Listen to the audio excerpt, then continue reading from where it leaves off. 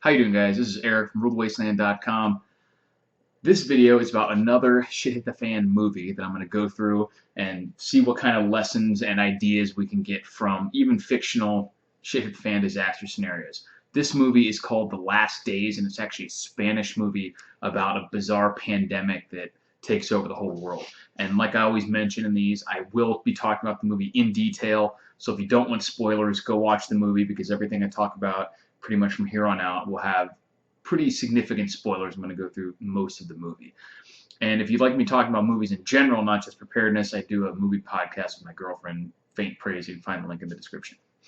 This movie was actually suggested to me by Prepper Princess, I think, and so I went ahead and watched it. It's on. It's not on. It apparently used to be on Netflix, but is not anymore.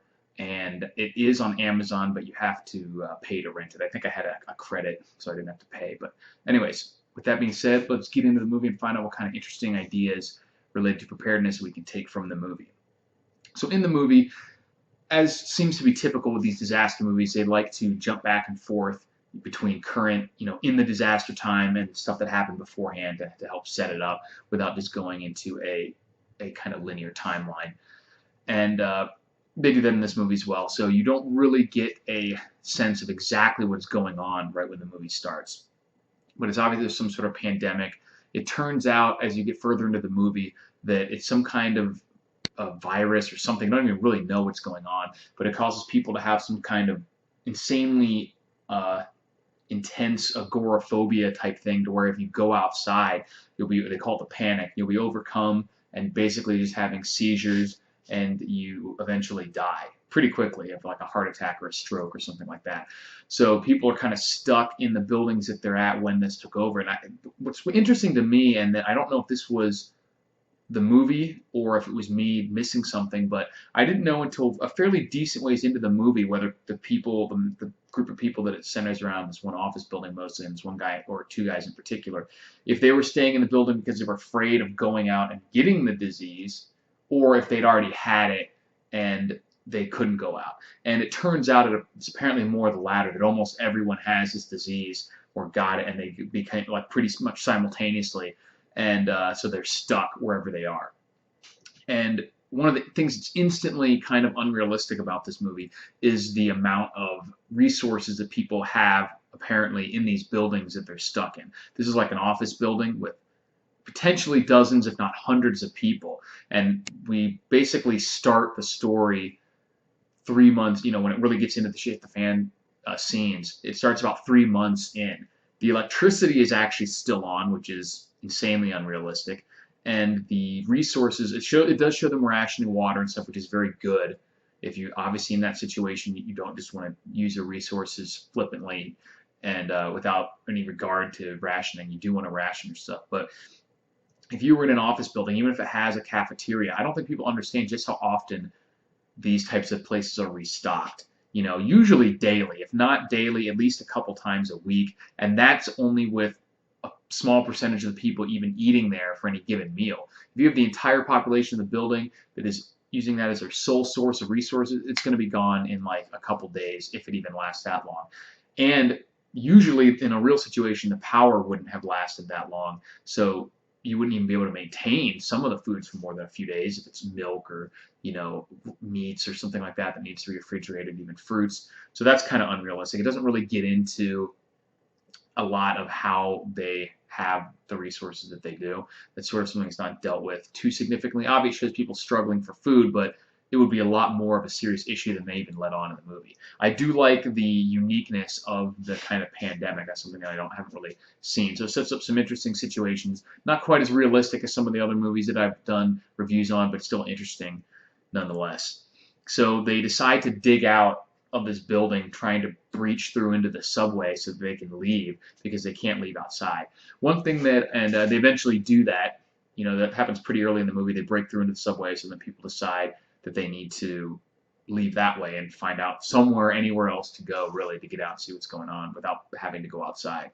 The interesting thing is that no one within the movie, none of the characters, experiment with the parameters of whatever this disorder is. So the people can stand at an open doorway or window with no glass or anything, just out in the elements, and they're not affected by this disorder until they cross the threshold. So for me, that indicates that it's mostly a psychological thing. Even if it's real, like in terms of the disease affects you psychologically and kills you, it's not something that there's, you haven't become allergic to sunlight or something like that. It's based on the fact that once your brain knows you're outside, you have some sort of panic and it kills you.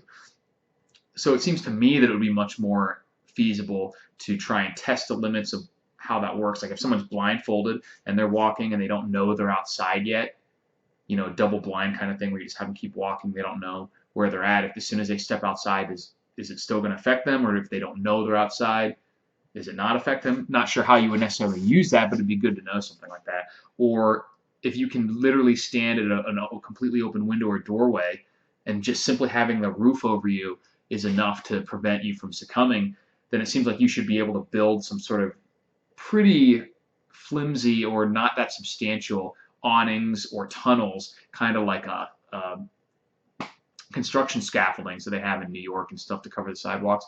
Something like that may even be sufficient, especially with tarps or plastic or cardboard on the side, may be enough to your brain to think you're inside and not succumb to the disease. And that would certainly be easier to build ramshackle things like that from building to building in a big city than it would be to tunnel through into the subway and go through the sewers and all the stuff like that. But they don't really get into if that's the way it would work or not, and no one experiments with that in the movie.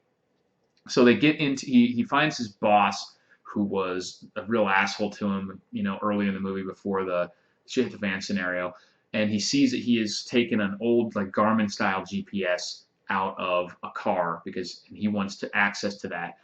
He said that the cell phone tower stopped working a long time ago, but power only stops working not that far into the movie, meaning that it has been active for months, which is kind of ridiculous. But the Garmin type uses satellites, not the cell phone signal, so they use that. Somehow it still works in a subway tunnel. They mentioned it's like a weak signal or something, but with line of sight, satellite stuff's usually line of sight. I don't think it would work at all in a subway tunnel. Even if you're like at the openings and holding it up like they're kind of showing, I really don't think a GPS like that would work at all in a subway tunnel. One interesting thing that the boss character does throughout the movie is anytime he comes across seeds or eats fruit, he saves the seeds into a little Ziploc. It's kind of interesting forethought, into his knowledge that this is obviously going to be a super long-term event. He doesn't explain how he's going to supposedly be able to use seeds when he can't even go outside, but it is at least interesting and shows that the character's planning for the future, which is good. Early on, it shows one guy in the subway when the first news of this type of disorder is coming out, but it hasn't affected most people yet.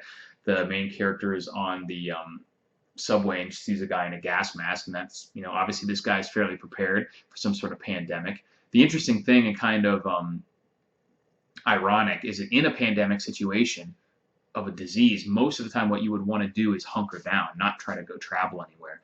And this is sort of a disease that makes it so you have to hunker down, but that might prevent you from getting the disease in the first place. It depends on how it's spread. It could obviously be something supernatural or extraterrestrial. They don't really explain it. Obviously, the specifics of this disease are very bizarre and probably potentially unrealistic, so it could be something bizarre, bioweapon or something that wouldn't matter if you actually went outside or not. But in a pandemic situation, you would want to not have to go outside as often as possible, and that's one of the best advantages that having a bunch of preparations would give you, is you could hole up in your house or wherever you were for a long time, months even, without having to leave. The interesting thing, though, that beyond that guy in the gas mask, nobody in the movie seems to be taking basic disease prevention or pandemic prevention measures. No one's wearing gloves, not even really the N95 masks or anything like that. There's supposed to be this, what they at least assume is some kind of disease, and they don't do anything to prevent getting it. I mean, you don't know how it's being transmitted, but you would have to at least assume that it's being transmitted the way that most other diseases are transmitted, and no one seems to be doing things to prevent that. A couple times in the movie, it shows people collecting rainwater, which is obviously something you would want to do. The two main characters, the guy and his boss, they come up with kind of a rudimentary, almost like a litter, where they take a tarp and put it between two poles and stick it outside the window when it's raining because they can't go outside, and it allows a lot more water to flow into buckets that they're collecting. So that was kind of ingenious and something that you would definitely want to do. They get a gun at one point from some cops that are kind of rogue now and just stealing stuff from people as part of a subway gang. There's a little society in the subways. And so they eventually have an altercation with them and end up with a gun and just a few bullets in it. Those bullets eventually run out after they shoot some kind of makeshift bomb to try and get up through, because they get through the sewers to where his apartment building is, because he's trying to go find his girlfriend, the main character. And they use this bomb, like apparently it's some kind of can of kerosene. Maybe it's supposed to be propane or something. It seems like it's some kind of liquid fuel. And he shoots it with a gun and it makes this massive explosion that blows through the bottom of the sewer, which is completely unrealistic. Most of the time, you would just poke a hole in it and it wouldn't even light it at all if it was a liquid fuel. If it was propane or a pressurized gas, it might make some kind of explosion, but not enough to bust through a few feet of concrete. The one interesting thing is it shows them get totally rocked by shooting the gun in the subway, from just the sound being contained and everything, which is completely realistic. Most movies don't deal with just how obnoxiously and dangerously loud guns are if you don't have hearing protection, especially in confined spaces. I remember it was actually in The Walking Dead, he shoots inside a tank and he's totally concussed by it, and that reminded me of that. So that was interesting. But after they lose the weapon, it doesn't show whether he gets rid of the weapon or not, which is always something I bring up. I think he keeps it, but because he does keep it because he brandishes it later empty, which is like I always mention, and that's smart. But even after they lose the bullets, they make spears, which is smart to make makeshift weapons. They make them out of broom handles. I would try to make something with a metal or some sort of other tip on it that's a little more robust than simply sharpened wood. But regardless, that's smart. The one thing that would be interesting though is if they see you with spears, they're probably going to know that the weapon is empty, or at least give it away. So maybe you want to have one guy hold 2 spears and this one guy hold the gun until you get in a situation where you need the spear, and then hand it off or keep it in your back or something like that, just to give further the illusion that you have bullets in your gun. Another thing that's very interesting is they make torches to go through the sewer once their flashlight gets broken. And so that's smart, to come up with another method of light. But this is a consistent theme throughout movies where movie torches just work so damn well. I don't know if any of you guys have ever tried to make a rudimentary torch of any kind, but first of all, it's a lot harder than it seems in the movies, and they don't last nearly as long, because if you think about it, a torch is basically a giant oil lamp. So you have to have some kind of reservoir of fuel, or else it's just not going to last that long. It'd be similar to taking a wick from an oil lantern, dipping it in the fuel, and then just lighting that and seeing how long it burns. It doesn't burn all that long. Most torches that you would see in on the walls and castles and things like that in the movies, they're basically just a lamp or lantern on a stick, and that's the way you would really have to build it if you wanted more than a few minutes max of burn time. In the movies, they always just show them dip a piece of cloth or something in something flammable, wrap it on a stick, and then they're walking through the catacombs for dozens of minutes, maybe even hours, which is totally absurd. And it would never work that way. So try it sometime. It's a lot more difficult than it appears. So in the end of the movie, here's more super spoilers, so don't watch if you haven't seen the movie yet. He gets to his girlfriend, who he has found out is pregnant at some point, and he has to cross, there's no way underground to the building that she's in. And so he has to kind of force his way across this alleyway or street, and he's being affected by the disease. It's starting to shut his body down from being outside. He eventually makes it. She manages to pull him in, and he survives.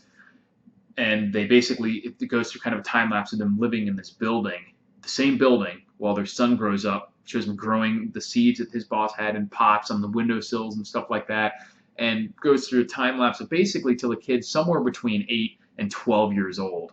And so they're supposed to have been there for a decade, which is totally absurd, because there's just no way. It would be hard enough for most people to survive in a city situation with everyone dead, and you still have access to a lot of the resources. To not even be able to leave a building is just completely unrealistic. It's interesting concept, but it's just not feasible without having a massive stockpile of supplies in that building, or a really interesting kind of creative way of getting supplies that they didn't show in the movie.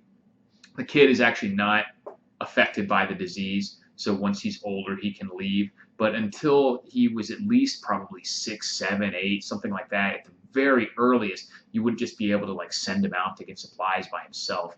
And so at the end of the movie, he sees some other kids out there that have potentially got there through similar situations. So he goes join the band of feral children to go have some fun, and they're standing in the doorway like, oh, please, because they still can't leave. But like I said, I think I would try experimenting a little more with the disease, pushing the boundaries of being outside until maybe I could either die or defeat it. But it's a very interesting concept. I liked it. It's original, and they came up with some cool ideas for how to deal with it. Nothing too crazy or unrealistic beyond just the pandemic itself, but that part is so incredibly unrealistic that it's hard to work around it because it just makes a lot of things it just wouldn't work. People wouldn't be able to last that long, and they didn't really give a reason why they would be able to. But I did like the movie. I liked that it was creative, and still gave you a few things to think about in terms of survival preparedness. So check it out if you have Amazon Prime. It's worth a watch, and it's a creative movie. It is a foreign language, Spanish, with subtitles, so if that bothers you, then, oh well, tough shit, I guess. You're not going to like it. But thanks to Prepper Princess for the recommendation, and let me know what you guys think, and I'll talk to you later. Thanks for watching.